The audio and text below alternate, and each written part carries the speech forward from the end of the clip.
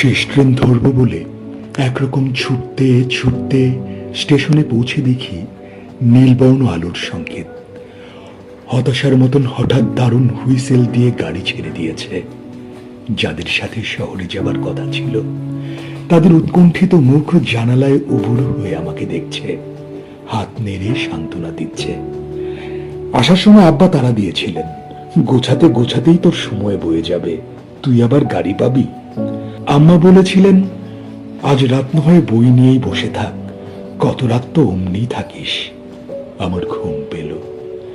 এক নিঃস্বপ্ন নিদ্রায় আমি নিহত হয়ে থাকলাম।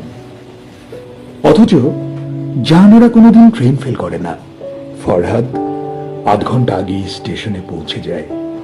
লাইলি মালপত্র তুলে দিয়ে আগেই চাকরকে দিয়ে টিকিট কিনতে পাঠায়।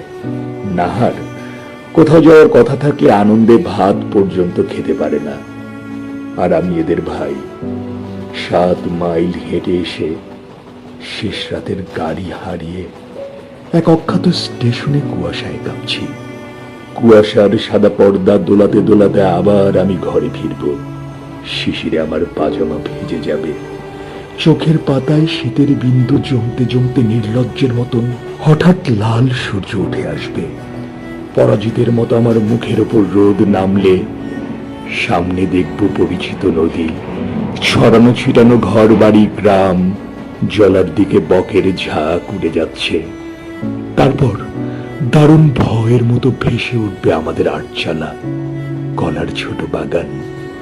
দীর্ঘ পাতাগুলো না না করে কাঁপছে। বৈঠকখানা থেকে আব্বা একবার আমাকে দেখে নিয়ে মুখ উঁচু করে পড়তে থাকবেন, ফাবিআইয়ি আলা রাব্বিকুমা তুকাজ্জিবান।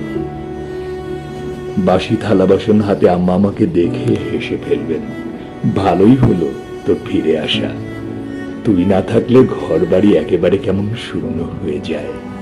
হাত মুখ ধুয়ে আয়, নাস্তা পাঠাই। আর আমি মাকে জড়িয়ে ধরে আমার প্রত্যাবর্তনের লজ্জাকে ঘষে ঘষে তুলে ফেলব।